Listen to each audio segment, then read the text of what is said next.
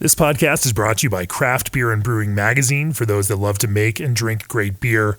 Learn more online or subscribe at beerandbrewing.com or find us on social media at Craft Beer Brew. Start off 2018 right with a trip to Breckenridge, Colorado for the annual Big Beers, Belgians, and Barley Wines Festival. January 4th through 6th, meet top brewers from around the country, enjoy world-class skiing and snowboarding, attend special beer dinners, and taste some strong, inventive, and warming beers with fellow enthusiasts. Check out bigbeersfestival.com for more information.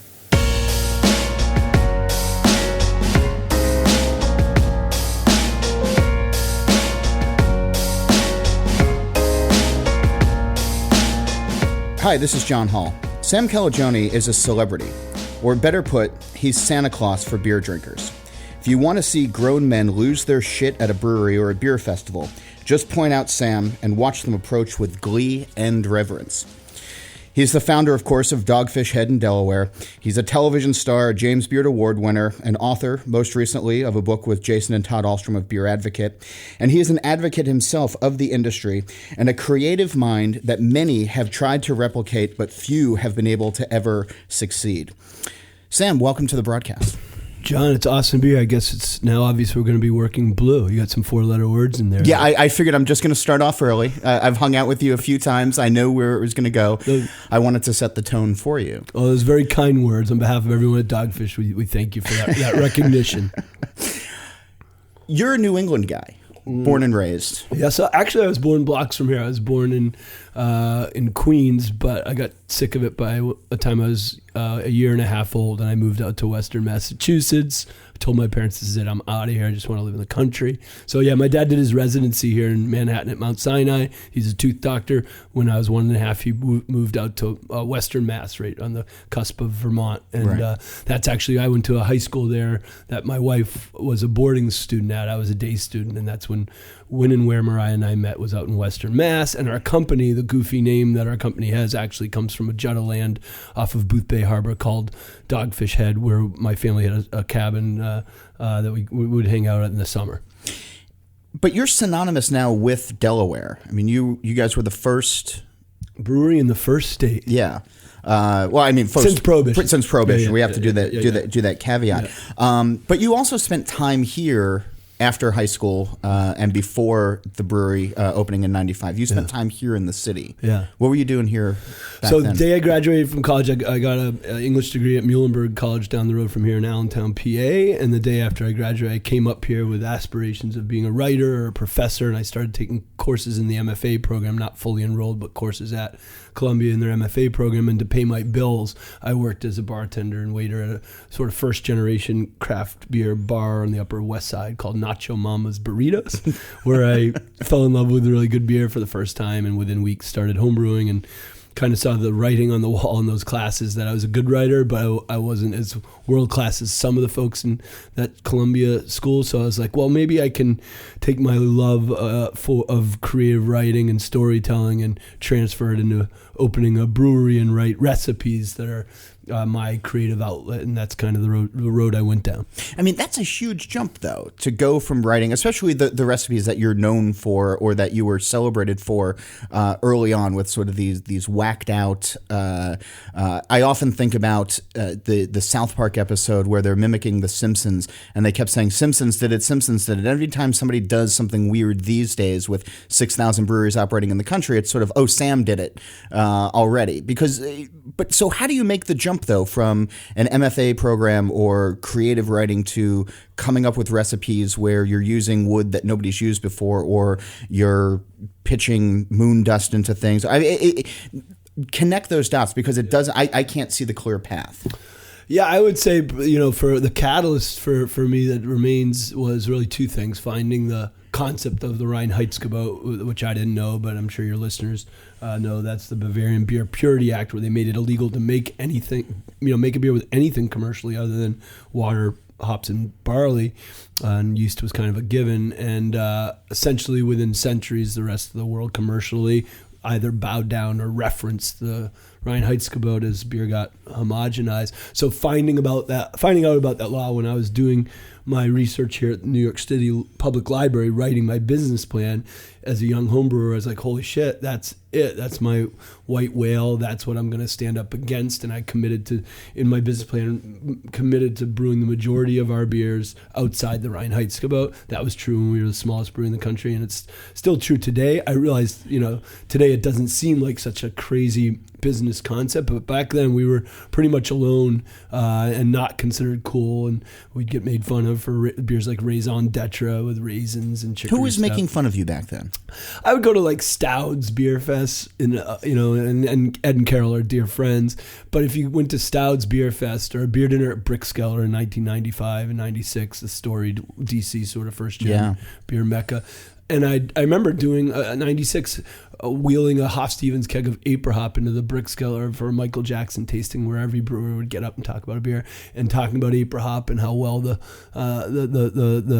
pureed apricots magnified the fruitiness of the Northwest hops, and sitting down as a proud 25-year-old in my seat. And the next brewer got up and said, I believe fruit belongs in your salad, not in your beer. And everyone clapped, and I was like, oh shit, what have I got myself into here?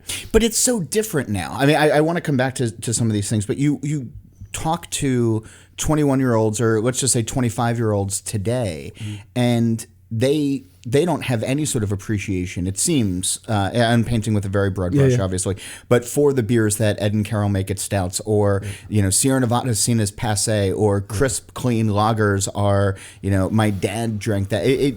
There's sort of been this flip of the beers that you were making back then being the redheaded stepchild, and now some of those beers being treated the same way by the young customers. Yeah. Well, I mean, I love how tumultuous and dynamic the beer industry is for trends, because at the same moment, session sours are being celebrated. There's a renaissance of crisp poppy pilsners. So I'm hopeful for a universe where we can all be beer geeks and not beer snobs. And if a beer is just great on its own merits, whether it's done super traditionally or super adventurously, it gets its opportunity to see its day in the marketplace. So I'm pretty agnostic about should beers be extreme beers or should beers be traditional beers. I just think great beers is what we're all shooting for.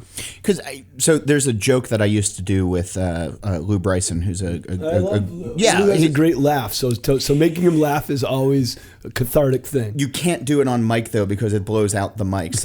You can hear it 4 states away when Bryson laughs. Yeah. But so Bryson's a great writer. He's written several books. He's worked for magazines. And when I was coming up as a writer, he and I would trade back and forth sources or ideas. He's very much been a mentor to me. Mm-hmm. And I once said, "How can I thank you?" And he said, well, let me send you some homebrew that somebody sent me for somebody who wants to be the next Sam Calagione. And it was like a really backhanded compliment, because I was going to get exploding bottles or, mace in a jar or some sort of thing. And it among certain circles, it's what has Sam wrought. Through that, though, I think what everybody keeps forgetting, because Bryson and I, we'd be out and I'd be out and I'd talk to people and, I'm going to open up a brewery, somebody would tell us. And we'd say, okay, like, what do you want to do? Oh, I'm going to be the next Dogfish head. And we'd say, so you're going to make 2-3 really good IPAs. And they'd look at us kind of blankly. And it's like, well, what do you think keeps the lights on? And it was always 60-90 and India Brown, right? I mean, that's what you built this brewery on. I'd say to some degree we found a white space. The irony is, we've always made the majority of beers outside the Rheinheitsgebot. But today, almost half of our sales, or just over half our sales, are IPAs. That said, they're very unique culinary inspired IPAs, because we did come up with that concept of continual hopping that really makes them profoundly hoppy without being crushingly bitter. So I do think they still have the culinary DNA in them that makes Dogfish Head special and is on point in terms of being off-centered and brand appropriate. But you're right, you can be pretty damn adventurous within the Rheinheitsgebot as well as bringing culinary ingredients into the process. You guys opened in 95, which seems impossibly long ago, but by the time you came on, the other breweries had sort of forged their own path. And Sierra Nevada, especially with Pale Ale, I think paved the way for breweries to have a hoppy flagship or a hoppy portfolio in a way that you couldn't have had you opened up even probably five years earlier. Yeah. If you had opened up 5 years earlier, what direction do you think you might have gone in? The bankruptcy direction, probably. This is seriously. Like so many others who followed you down this rabbit hole. Yeah. Well, I mean, as everyone, smart pundits and analysts recognize, we're definitely on the precipice of a shakeout moment, but it shouldn't be recognized as a catastrophic thing. It's a healthy economic Darwinism sort of thing, and it is. We're now just repeating what I see as a 20-year cycle. It's a 20-year market correction, not a shakeout. In the early 80s, you had, Jack McAuliffe at New Albion. His business model was not sustainable. He quietly went out of business, but deserves to be recognized as a pioneer. 100%. Ken Grossman talked to him, got advice, and Jack's like, don't open as small as I do. Do draft in bottles. Don't just do one thing. Literally helped him figure out from his mistakes how to help the next guy. And then that happened again 20 years later in the late 90s as you and I were in the industry and watched that shakeout and lived through that. I was one. like 14, but yeah, that's you were. fine. That's true. Also, still covering the industry, but 14. Yeah, a child prodigy beer journalist for sure. No, my parents it was cheaper than daycare, so. And now here we go are. to the brewery 20 hall. years later on that that's- precipice again. And it's not a bad thing. The consumer's going to decide. What I love about this moment in the industry, and I'll talk about this on the stage tomorrow, I hope, is that at this moment, because of the great leveler and connector that the internet is, the decision of the filter of who's going to make it through this shakeout is going to have nothing to do with scale or the town that your brewery's in. It's going to have everything to do with merit as defined by the consumer and who's firing on all three cylinders of quality, consistency, and being well differentiated. It has nothing to do with scale. You can fire on all three of those cylinders and just be a little tasting room brewery, or you can aspire to be a coast-to-coast brewery like Dogfish or Sierra Stone and thrive on all three of those cylinders. But the consumer's too smart and too well-connected and too educated right now to only put up with breweries that are only firing on one or two of those cylinders. What strikes me as interesting to that, and we should point out that we are in New York City. We're in a very small hotel room. You're here for the Beer Marketers Insights Conference. If you're interested in the business of beer, you should check out BMI. I think they do great coverage. And thanks to Chris Shepard for letting us sit on his bed and record this podcast. Especially without pants on. That was really nice of him. I told you should keep them on, but you insisted. And then you took mine off, which was weird. You can tell this is a high thread count. This is a high thread count duvet. It's the only way to figure out if it's Egyptian cotton. The consumers get it, I think, for the most part. And I agree with you on those three cylinders. But for a long time, we've been hearing, and you've been a very prominent member of the Brewers Association board, somebody who new brewers look to for inspiration, look to for guidance, look to for, well, how do we do this not only with creative recipes, but how do we start small and grow to multi-state distribution and restaurants and hotels and everything else that you have. And for a long time, I know in meetings and at conferences, you and the BA and smart people in this industry have been harping on this, saying you have to do these things. And it's amazing to me that brewers haven't gotten that. And so a lot of the closures that we will see and that we are already starting to see are self-inflicted. Mm-hmm. How does that, though, impact your brewery? How does, if somebody goes to a brewery down the street from where your brewery is in Delaware, or travels 20 miles away to a brewery in Delaware and has a bad pint, how does something like that affect you? I think that's the existential question for our industry, and how well most breweries are going to do in the next 2 years. I really think we're mostly looking at about a 2 year. I think 2018 is going to be the year of scary discounting, and 2019 is going to be the year of some bankrupt breweries. I would say one challenge is that certain business models, like that direct-to-consumer tasting room-oriented business model that didn't really exist when you and I were coming up in the industry. Yeah. It's both awesome in that it can be this amazing immediate touch point in every neighborhood to take neophyte beer drinkers to full-on craft, educated evangelists that tell their neighbors about what's good and what's not. But it can also be challenging because that business model has an inherently disproportionate high per ounce profitability opportunity because every ounce by the pint is being sold direct to the consumer, bypassing the retailer and distributor tier, which means that some pretty mediocre beer can still be pretty profitable for a tiny brewery with a tasting room.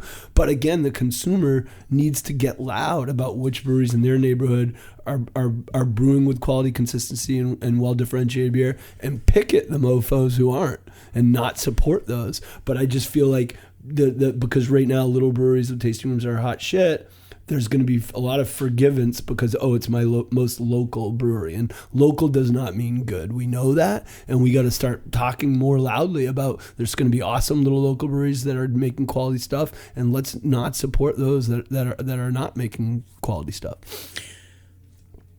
If a smaller brewer, and I mean, again, with 6,000 in the U.S. right now, and you're certainly in the top 50. You guys are in the top 25, aren't you? I think so. I don't know. Okay. So there's more behind you guys than there are above you guys, let's say. Mm-hmm. So to the 1,000 or 2,000 barrel breweries that are out there these days who have this, for somebody with 22 years of experience, is there one piece of advice that you can give them right now to avoid having a really shitty 2018? Yeah, well, that's a great question, John. That's why I'm here. I would say you're like surprised that I'm asking questions. This is what I do for a living. Yeah. No, but that because I wrote also humility is what I do. Yeah, and drink. Yes. Yeah. 3 things. Those are my 3 hallmarks. Those are my 3 Well, you're firing cylinders. on all 3 cylinders tonight, John. You are. I would say, I wrote a book called Brewing Up a Business about all the things that we learned from that we did wrong at Dogfish, and I'm lucky enough that a lot of folks thinking about getting in the industry read that book, among others, and reach out to me and ask me some questions like the one you just asked. And I always say, well, if you have aspirations of distributing outside your state, start talking to your in-state distributors, whether or not you choose to self-distribute to start with or not. And I think it's awesome that most states do allow small breweries to self-distribute. I always say, make sure if you plan to distribute in a bunch of states, talk to distributors first about what their definition of a strong craft brand versus a weak craft brand is. And I also think the three-tier system's so profoundly important and effective to help small guys get to market. If you look at the countries where there isn't a 3-tier system, the world's biggest conglomerates are disproportionately strong in market share than somewhere here where the 3-tier lets small guys get to market. But then I also say start small. Don't build an 80-barrel brew house and immediately sign up with 5 states for distribution. Because right now there's a lot of breweries that are in this awkward middle spot. They're too big to recede to their home few states and survive mostly by being deep and local, but they're too small to afford the cost of building out a big sales force or a true national sales and marketing integrated plan. So they're in this awkward middle space where they are going down the distributor's totem pole of priority brands just by virtue of their inability to bring expected resources to the table. So I always say, don't start so big that you can't retract back to a home market oriented, deep local penetration thing, because we don't know what's on the horizon for how competitive out-of-state distribution is going to get. And you had to do that a few years ago. You had to pull out of states, I think, in the Midwest, right? Mm-hmm. Yeah, we're very lucky where we had double-digit growth for, I think, 18 years in a row. And at one point, the surge was so great that we were faced with either contract brewing. I had great friends like Jim Cook who called and said, "Hey, Sam, I'm down visiting, Texas, and your beer's out of stock everywhere. Do you want to maybe talk about, making 60 Minute in one of our facilities to get you through this crunch?" I mean, think how kind-hearted that is. And Well, he would have charged you for it. Well, he would have charged us, but he did ask. But it's nice he made the call, yeah. And Mariah and I talked about it, and we're like, no, let's stay committed to making every ounce of our beer ourselves and not contract brew. And we knew we weren't going to get our new capacity online for a year and a half or 2 years. So we'd made the hard call and shut down some states to make sure the states in the mid-Atlantic would not run out of beer. And now here we are.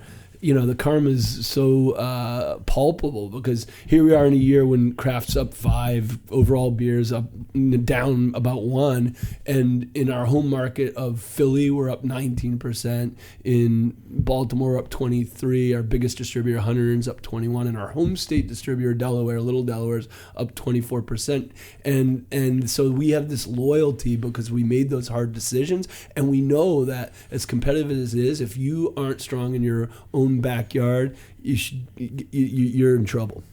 Are you seeing those rises through local sales? Is that coming through the established brands, or is that coming through Sequench being in cans, or is that coming through the newest thing that you guys are doing? Like, is new rare local? So rare, I guess, and new. Is that fueling a lot of the growth these days? I'd say by volume, if we're up 20% ish this year. I know this exactly. Actually, I think it. I know it's 30% new geography where our growth's coming from, and 70% are legacy longtime distributors. I know that Flesh and Blood and Sequench Ale are double where we thought they would be, but 60 Minutes also ahead of where we thought it would be. 90 Minute of our core beers, and Namaste is ahead of where we thought it would be in distribution. 90 is the only one that's a little bit behind where we thought it would be. And I think, as you know, millennial drinking habits, being a young millennial yourself. Yeah, that's how everybody describes me. Yeah. That session abilities important, cans are important. So 90 minute, but you can have Imperial IPAs that grow fast right now, and I think a lot of my homies in New England from Sean Lawson's and the good folks at the Alchemist, and there's a lot of breweries doing really nice big IPAs, but they tend to be in 4-pack cans now. So we're switching that format for 90 minute to get it into the cans, but. That was a long way of saying it's a combination of our legacy brands that are delivering growth, like 60 Minute and Namaste, and brands that didn't exist even 20 months ago in terms of distribution. They were local to our pubs, Sequench Ale and Flesh and Blood. So it's both. I'd be failing our listeners if I didn't ask the question that all of them want to know.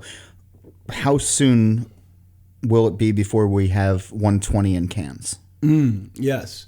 Well, we've been going around, the undersides of sporting venues and trying to recycle those small Red Bull cans and fill them with 120 that were can conditioning. So perhaps that's still in the test markets. Yeah, no, you're robbing us. 19.2 ounce cans is where we want to be with 120. That sounds blissfully. Come on, you're like the king. You're like the king of YouTube. Like a crowler of 120. Why hasn't that happened yet? Because if you do it, then Jim will one-up you with Utopias in cans. And then I'm pretty sure the world just goes into the sun. 120 we love us some 120, but we do believe that one will stay in the bottle form, 12-ounce bottle format for years to come. And we tell people, if you're opening a vintage 120, share it. Sure. 12 ounces of that, throw 6 ounces each in a wine glass and share that. Yeah, I have it once a year, and then I give up drinking for a month. So you wrote the book. You were talking before, and I want to get to your new book, but you wrote the book on opening up breweries and planning for success a while back. There hasn't been an updated edition in a bunch of years. Right. Yeah, what have you learned since then that you want to put in that book? If I were to now update... Yeah, if you were going to do it right now. My whole theory of quality, consistency, and being well differentiated, and don't think about scale, think about doing those three things fast, would probably be the first and the last chapter of that book. Yeah. And, don't get out over your skis with debt. That's when you start making some desperate decisions that can erode your brand health. Would be another, thing that I would recommend. And recognize that if you want to distribute millennials like cans, and I learned that one a little bit late. Yeah. And by the way, millennials now outnumber us Gen Xers or older folks in terms of their beer buying scale and volume. So you've got to be thinking about that younger drinker if you're opening a brewery today.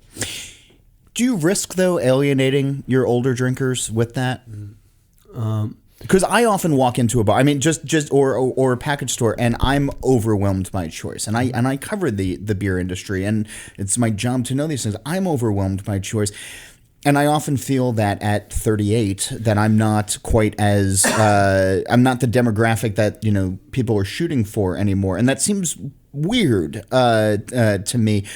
Do you worry about balancing the newer market coming in versus the people who have been around with you for a long time, or is there a bridge that you can gap? Yeah, that's a great question. Where I think that's where.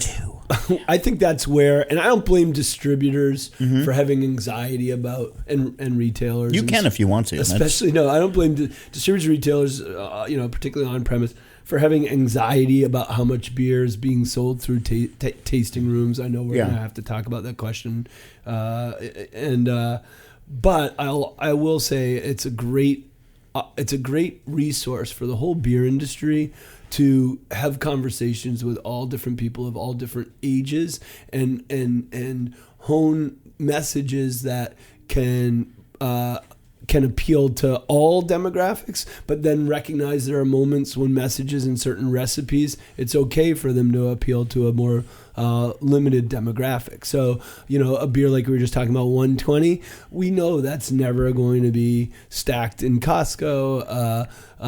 But a beer like Sequence Ale, having the conversations where we thought when I developed that, it was, hey, I'm getting kind of old, my metabolism's slowing down, I got like an everything bagel around my waist, I got to stop drinking so much 90 and Indian Brown, I want to innovate a lower calorie beer that's still intensely flavorful and has all this, German sour DNA, but our own culinary sea salt and black lime. And as I described to our leadership team, and they do a good job of saying, all right, Sam, of your 5 ideas this year, this one's bullshit, that's stupid, that's crap. But that one there, explain that one more. And they help tease it out and make it better. And Sequence Ale, first they're like, a Goza? Who the hell's going to drink a Goza on the beach? And I'm like, no, it goes. It's going to be a Goza, Berliner Weiss, and a Kolsch mashed up with these things. And as we vetted that together, we knew, let's try to make this thing appeal, not just to beer geeks, but make it really low in bitterness. And let's see if we can get Pinot Gris drinkers into this and margarita drinkers. And that's what we used our tasting room and our brew pubs for, to hone that message of how do we do this beer and not just talk to beer geeks, which we love.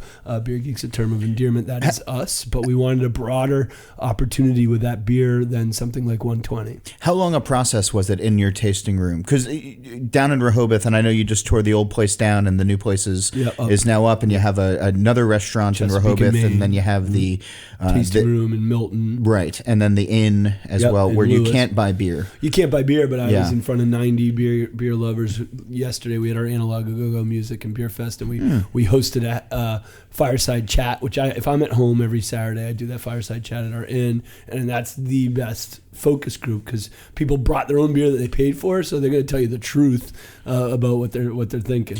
How long a process is it, though, for you guys these days to versus how it was in the beginning? Because in the beginning, if you wanted to just throw something in a Randall or to throw out 100 kegs of an experimental beer, right? I mean, you could do it back then. I mean, but now with multi-state distribution and a huge, not even a huge pallet system, but just a huge system itself, and having people that you have to answer to or at least present to as well. How long a process is it compared to the old days? Yeah, it is. To do it right for a brewery of our scale, I think it's a little over a year is what you really need to do it right. From test batches in your facility, honing the recipe, doing them small enough so you can just change one variable with every test brew, getting the feedback from consumers and your coworkers, triangulating people that experienced it and were willing to talk to you about it in your own buildings versus those talking about it in Untapped and Beer Advocate, and looking at all that stuff, and then iterating it towards the marketplace. It should be, for us, it's a little over a year, and that's that's why we have a 5-gallon or a 12-gallon brewery, a 5-barrel brewery, a 7-barrel brewery, a 100-barrel brewery, a 200-barrel brewery, because we would not be as off-centered and innovative if every time we did a test batch, it had to even be on the 7-barrel. So we can finger paint, blissfully like a little giggling kindergarten person with just creativity and no thoughts of cost of goods on a 5-barrel system. Throw those into a tasting room while we're doing fine art with precision on our 200-barrel system for distribution. Because shit's getting real out there. Distributors and retailers, you got to respect their limited resources so that when you bring something out nationally, it's proven and the story that you're ready to tell about it is articulate and well amplified and well differentiated. The days of just throwing shit out there, like I remember we did a beer called Au Courant, made with black currants, 10 or 12 years ago, and I was giving a distributor a tour as it was coming off the bottling line. And they're like, tell me about that beer. I gave them the recipe. And like, well, how does it taste? I'm like, I don't know. I thought of the recipe and I've never tried it, but we made 100 barrels of it and we're going to run off 1,000 cases. Those days are over where you make something for distribution and you haven't honed it and you just throw it out there. We don't take risks like that anymore. You just used the phrase shit's getting real. How do you quantify that? Like, what is... When you say that about the beer marketplace these days, like what's the image that pops into your mind? What's the because shit's getting real is almost I hear that and I think of like a knot in the pit of my stomach. What is that knot for you? What is that? What is the real? What is the shit?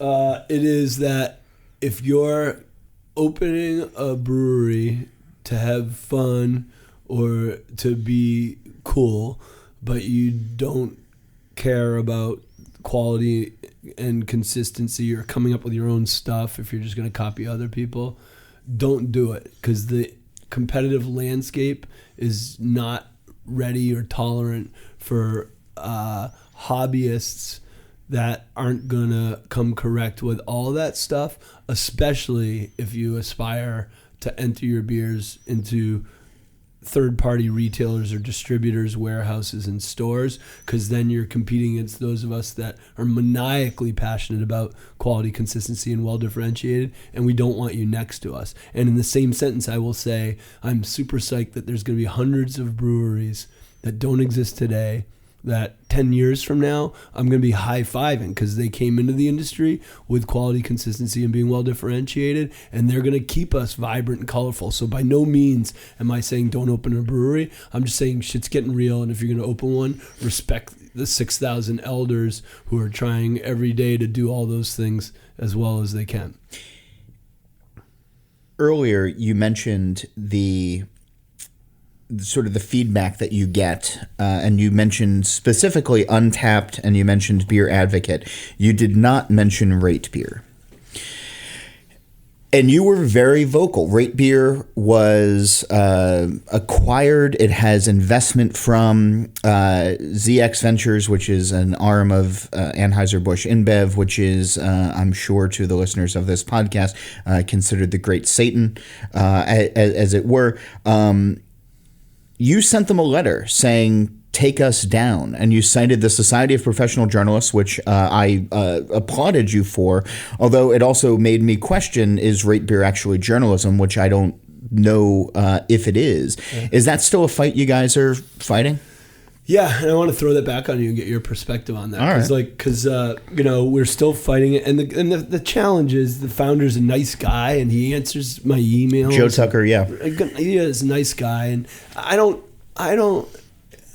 Just as there's really nice people that started breweries that sold out to a massive conglomerate, there's some great people that are doing that, and I don't begrudge them when they monetize their lives' work.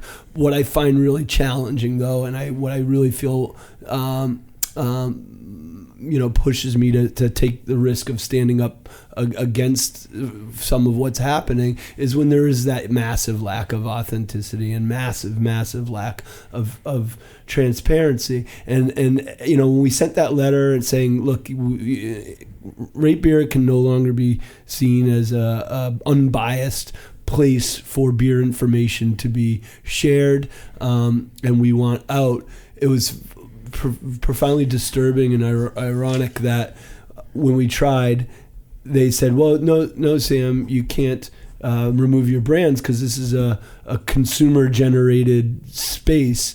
And, we said, well, we're still going to try, but in the interim, there's an area when you go to that website that the brewery's allowed to say something about their brewery, like a landing page, sure, or whatever it'd be called on their website. So we were like, all right, well, for now, as we're trying to navigate this, we're at least going to put up on that website how we feel. And we went to that landing thing on Rate Beer, and we're like, hey, Dogfish Head, just so you know, no longer endorses this place because we feel it's no longer unbiased and it's a information gathering hub for the world's biggest brewing conglomerate that is invested in it monetarily and profits from it now. So that's how we feel about it. And by the next day, what we wrote was taken off that website. And so how consumer generated and fair is the information shared on that if they are editing it to the extent that they are? So it's really troubling to me, and that sort of thing, or them ABI buying one of the world's biggest home brewing Northern Brewer Supply. That's troubling. Or having a piece of Pico, or having there's a lot of things that they're doing. So as a journalist, what do you think about that predicament? I'm glad I'm not alone. Like I email with Jean, who owns Cantillon. I email with Logan, who owns Beavertown in London. There's a lot of us that think this is not right. I can't speak to Joe's business, Joe Tucker's business. However, I don't think it was handled the right way. I think he was forced into announcing it through another AB company, or somebody who works for another AB company as well. Good Beer Hunting is not affiliated with AB, but employees of Good Beer Hunting are affiliated with AB. I need to clarify that. Yeah.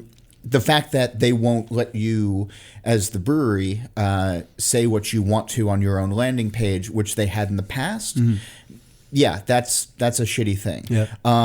Unbiased reviews on that site, not so much, because I think a lot of the time the user-generated content is, I'm going to give this Kolsch 1 star because I don't like Kolsch and it doesn't have enough hops. Or, this 60-minute isn't nearly stout enough for me and all I drink is stouts. So I don't necessarily think a lot of the stuff that shows up on the unbiased stuff. I think that had AB tried to come in during my time at All About Beer, or now at Craft Beer and Brewing, and they had tried to put influence on our tasters who taste blind at both places, that would have been a lot different. And so I think ultimately it comes down to, do you want to listen to experts who care about beer and will judge everything accordingly? I've been on the record by saying I don't necessarily care for triples, but I also know that if I have to judge them in beer competition, I know what to look for, and I can judge them accordingly. I'm not going to knock something down because of my personal preference. Right. And even Beer Advocate and Untapped are that way as well, where you see 1 star or 1 bottle cap or whatever. And I know the brothers keep changing their algorithms, as well. That said, it's troubling as a journalist that there are things that are perceived as journalism. And it's not only Rate Beer, but it's also October, their site that they have a piece of. It's also the Beer Necessities, the thing that they have a piece of, that are used as tools for or tools to help their strategic initiatives. Maximizing quarterly shareholder value. There's a lot I want to get to you with. Early on, you guys called yourself, what was the original name of the brewery? Lou Reed's Transvestite Lover. Oh, sure. Well, that's also it wasn't snappy, so we focus grouped the crap out of that one. What was the original name of the brewery? Dogfish Head Brewings and Eats, because it was all in one building. But then you were one of the first who added craft to it. So I think we were the first. Yeah. So in '95 we opened as Dogfish Head Brewings and Eats as a brew pub, and then in '96 I built a 2-head with a buddy of mine, hand bottling line, and then we jumped up from a 12-gallon to a 5-barrel brewery. And so in '96 when we started bottling and distributing, we changed our name to Dogfish Head Craft Brewery, and I think are registered as the TTB as the first commercial brewery to have the word craft in our name, because in that era, it was called microbreweries. There were brew pubs, which were breweries that sold and made the majority of beer inside their building, and there were microbreweries, which were breweries of any size, American breweries of any size that sold the majority of the beer outside of the building. Understanding the magazine that I work for and the podcast that you're all listening to, and with apologies to the people who signed my paychecks, I've been on the record by saying that the word craft has become meaningless. Oh, snap. And in a lot of ways it has, because it's been co-opted by the very big guys that we were talking about before. And the new word has become independent. Trogs a few years back, 2 years back, rebranded and became Trogs Independent Brewing, and all of their labeling stuff. I don't imagine that you're going to do the same. But you've been a very big proponent of the word independent. And it's easy to say we're independent. We're not owned by the big guys. We're small, independent. You can meet the people who own the brewery. It's not always that black and white, as we know through various percentages of ownership. What's the next level of independent? Like you can say, oh, we're independent, that we're not AB or Heineken or Carlsberg, Miller Coors, whatever. So that's the first layer of independent. What's the second layer of independent? I really am a firm believer in the Brewers Association's definition of independent. I realize that anytime a line... Do they have a definition of independent? They have a definition of craft brewer. I should say craft brewery, but for me, independent stands for all three prongs of the BA definition, which is small, independent, traditional. Small meaning less than 6 million barrels, which sounds massive, but it represents like 2 or 3% of America beer market share. Independent meaning less than 25% owned by a brewery over 6 million barrels, and traditional is kind of the pass. As long as you're making your beer with natural ingredients, you kind of fit under that part. But I don't think, and we can debate this, the irrelevance of craft, I think, should be debated, because it's only lost its meaning if we let it right now. And the world's biggest breweries want to commodify and dilute craft, and we just can't let them. And so, if you just hyphenate the word craft with indie in front of it, I think you're back to having a provocative reason to keep the word craft in the dialogue about beer. And so indie craft for me is what I say instead of just craft, but I'm hopeful in 5 or 10 years we can take the indie off the front of it, because the consumer has absorbed that indie subconsciously into what the true definition of craft brewery is. I haven't heard somebody say that before. Is that going to be the big push going forward of indie-craft? No, I've submitted my label approval to the TTB for indie-craft, all spelt out. But no. I always say it has nothing to do. I'm no longer on the board of the Brewers Association. Okay, I'm not asking you to speak for them. Yeah. I'm on the marketing subcommittee and a couple of subcommittees. But I loved being chairman of the board of the Brewers Association. I loved the craft versus crafty messaging that we did in the era when I was the chairman, and I believe you're the one. Yeah, and I believe the messaging that great group of leaders doing now around getting that seal out to consumers and breweries is meaningful work. And I think that indie craft is at the concept of indie craft, if not the exact wording I'm talking about, is at the center of this moment where we're demanding more attention on transparency and authenticity. And that's not to say if a consumer knows who made that beer and they don't give a shit that a massive brewery made that beer that's being marketed as if it came from a little indie brewery, God bless them. Buy that $4.99 6-pack of factory made IPA. But the problem is right now that consumer doesn't know who really made each beer. So that's all we're trying to get in front of the consumer. You mentioned putting in TTB labels, which I know was a joke. But does the TTB really pay attention to your labels now more so than others based on golden showers? That was one that really slipped through the most important filter in my life, which is my wife. But she didn't know I submitted that to the TTB, and then I think she was having one of our children at the time, and then she came into work and she's like, "What the F? We came up with a beer called Golden Shower." She's like, "You're a loser, Sam." I was in the hospital, and I'm birthing our kid, and you're coming out. So I was like, sorry, honey, and we changed the name of the beer, and then as soon as we abandoned it, all these other breweries that were made nameless came out with all these other inappropriate sexual innuendo names, and I was like, that's right, the women are smarter. I should have listened to Mariah at the beginning on that one. We're getting towards the end. Tell me about the new book.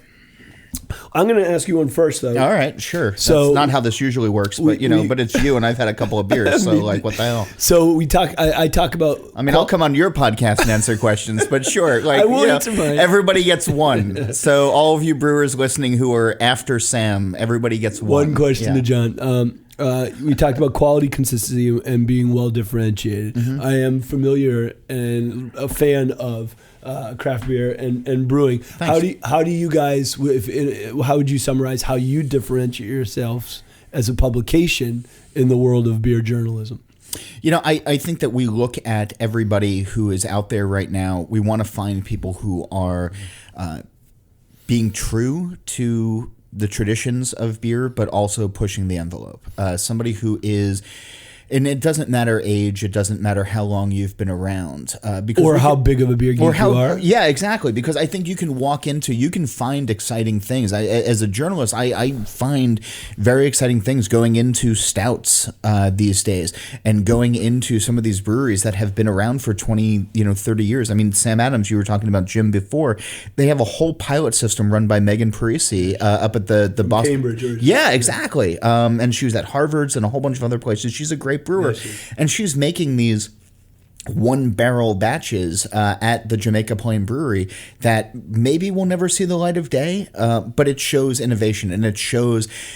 I think there's a lot of breweries that rest on their laurels. Or who get into it and say, oh, I'm just going to make a widget. Mm-hmm. And beer is so much more personal than making a widget. Mm-hmm. And so when I'm looking for stories, I can say this personally, when I'm looking for stories that I want to write about or brewers that I want to write about, it's not just somebody who is phoning it in. It's not just somebody who's punching a 9-to-5 clock, but somebody who is looking at what excites them. Yeah. Founders had that great line, we make what we want to drink and then we sell the rest. And it sounds like sort of a cliche, but so much of the brewing industry these days has that. And I'm grateful for that as well. Yeah. Ultimately, I just want to drink lagers all day, but that's just me. But you're celebrating both lager, oh, sure, great lager breweries and brewers of exotic beers within these pages. Oh, exactly. And the magazine, I think we're trying to make sure that anybody who picks it up, anybody who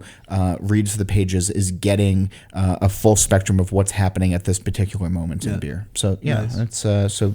Thanks for that softball. That was great. That was like a commercial for people who already subscribe.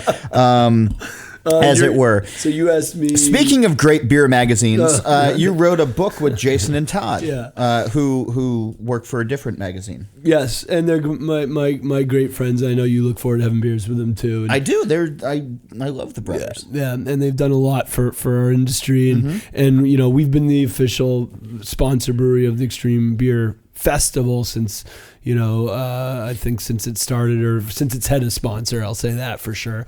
And because for us, again, remember, we came from an era where it wasn't that cool to put exotic stuff. So when we started finding other breweries brewing outside the Reinheitsgebot or kind of pushing the boundaries, we wanted to support that and put a spotlight on it. And I wrote a book 10 or 12 years ago called Extreme Brewing, and when I saw how much the landscape changed from when I did that to now, I said, man, there's a lot of new home brewers and millennial drinkers that are so excited about this, as you can see when the Beer Advocates Extreme Beer Fest sell out, and you see that demographic in the room, and they're home brewers and beer drinkers. We're like, all right, and there's so many other breweries brewing out, adventurous stuff. We're like, all right, it's the right time to do this. And I love the way the book came out. My favorite part, there's the recipes that are super approachable, partial grain recipes from, Treehouse or Shorts or Other Half, and amazing. We have to say Augie at this point as well. Augie Carton, great man. He'll get all upset if I don't mention him. Great man. I had a blast doing the Project Extreme Brewing video with him. So exactly, brewers like that. My favorite part of the book is we gave them all like a page to talk about their philosophy of extreme brewing, and they're all really, you can see a lot of them put a lot of their hearts into those definitions, and it's really inspiring to read about each of those persons, creative journey in the book, and the brothers and the coworkers at Beer Advocate that helped us organize that book deserve massive accolades for their leadership on the project too. So it's just launching now, called Project Extreme Brewing, and also at dogfish.com you can go see the videos we did with folks like Charlie Papazian and Augie and some of the folks that were cool enough to be part of the project. As we start to wrap up, you've done television. You had a nationally broadcast show for a while. Fox was going to option a sitcom based on your life, you and Mariah's life at some point. Yeah, I don't know. It's going to be fair and balanced. That's fantastic. Yep. We're super excited about that. Sean Hannity plays you. A young Sean Hannity plays you, which is weird. You've written multiple books. You guys have all of the restaurants and the hotel and the motel and everything else that you mentioned before. Is there a dream project on the horizon? Is there a pie in the sky, the thing where you haven't quite gotten to it yet, but that would soothe your soul? No, I don't think so. I guess maybe broadening our innovation capabilities at Dogfish. My hope is that this thing lives, continues to live as this Delaware locally owned thing beyond my going in every day. My favorite days of work is coming up with a beer that's never been brewed before, which I did with my coworkers last week. But I'm excited that we're putting in this multi-million-dollar 7-barrel fully automated R&D brewery, and I'm excited that my coworker Amanda, her beer that Syracuse and Nera, a big stout with high percentage of fermentables coming from grape must, is now out in 4-packs. That was all her idea. So if anything, I'd love to flash forward 20 years from now, and on the next year's beer calendar, only one beer idea came from me, because I know that would keep my heart in coming to work every day if I get to innovate and release one new beer that came from me. But that 5 new beers in that year's beer calendar came from my amazing coworkers. So that's what I'm most excited about bringing forward with our coworkers in the future. I'm going to have to ask you to come back a second time, because I have 5 pages worth of notes that I can't get to. But Sam Calagione is the founder of Dogfish Head Brewery down in Delaware, or up in Delaware, depending, or west or east in Delaware, wherever you happen to be at this particular moment. He's written many books. You should buy them. His newest one is Project Extreme Brewing with the Ahlstrom brothers of Beer Advocate. You can find them at dogfishhead.com. Just dogfish.com. Dogfish.com? Yeah, we were that early on the interwebs. Wow. Yeah. Who has dogfishhead.com? Is that up for grabs? Can I get that and make it like the old whitehouse.com? I'm Googling it right now. Yeah, that's it. Check them out. Go down. It's always a great tour. Try to break into the treehouse if you can. Really don't try to break into the treehouse if you go down there. And Sam, thank you so much for sitting in a hotel room with me on a rainy Sunday when you could have been watching football. And this is much better. Yeah. This is much better. Thank you, John, for being the great evangelist that you are. That's it. That was fun. Should we put our pants back on, or we could just go down to the reception Let's do it like this. Check us out at beerandbrewing.com. If you have any questions, you can reach me on Twitter at John_Holl, or send me an email with guests you'd like to see, suggestions on how we can make this better, or better questions that I can ask at John Holl, HOLL, at beerandbrewing.com. And we will be back with a brand new episode soon enough. Thanks so much.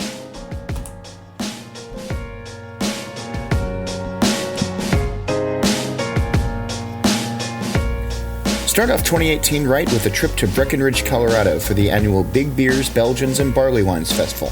January 4th through 6th, meet top brewers from around the country, enjoy world-class skiing and snowboarding, attend special beer dinners, and taste some strong, inventive, and warming beers with fellow enthusiasts. Check out bigbeersfestival.com for more information. This podcast is brought to you by Craft Beer and Brewing Magazine for those that love to make and drink great beer.